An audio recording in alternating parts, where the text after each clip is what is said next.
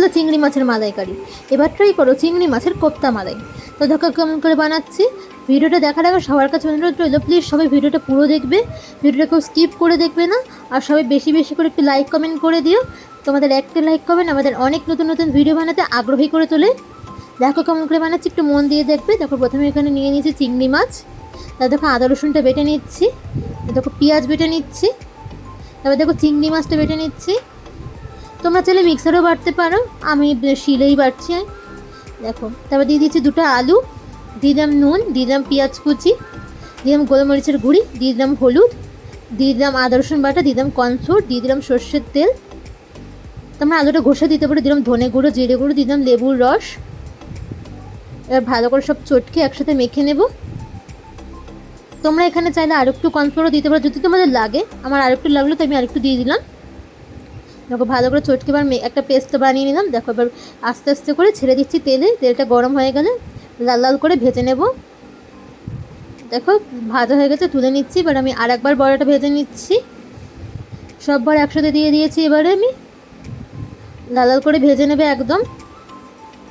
দেখো ভাজা হয়ে গেছে, তুলে নিচ্ছি। এবার আমি এটা এত খেতে দারুণ হয়েছিল, আর বড়াগুলো এত নরম।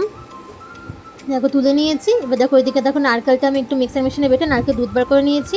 তারপর দেখো তেলের মধ্যে দিলাম গরম মশলা, গোটা গরম মশলা দিলাম, পেঁয়াজ বাটাটা ভালো করে মিশিয়ে নিলাম, নাড়িয়ে নিলাম। দিয়ে দিচ্ছি আদা রসুন বাটা, দিলাম টমেটো কুচি, টমেটো কুচিটা কাটতে ভুলে গেছিলাম তাই এখানেই দিয়ে দিচ্ছি, ভালো করে মিশিয়ে দিয়েছি। এবার দিয়ে দেবো রোজকার ব্যবহৃত মশলাগুলো।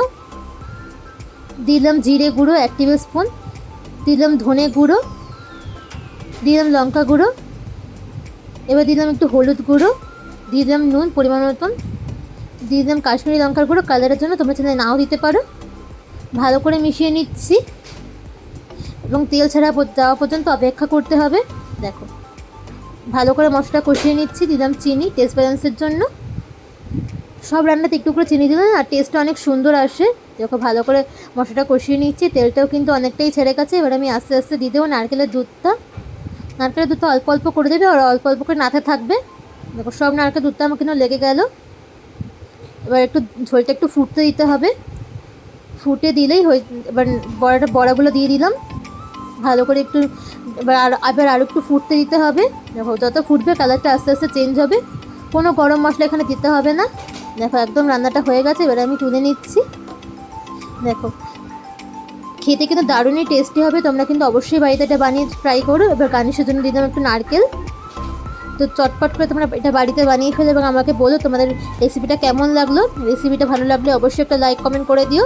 Please like comment share subscribe. Video দেখার জন্য থ্যাঙ্কস ফর ওয়াচিং। সবাই ভালো থেকে সুস্থ করে সাবধানে থেকো। Thanks for watching.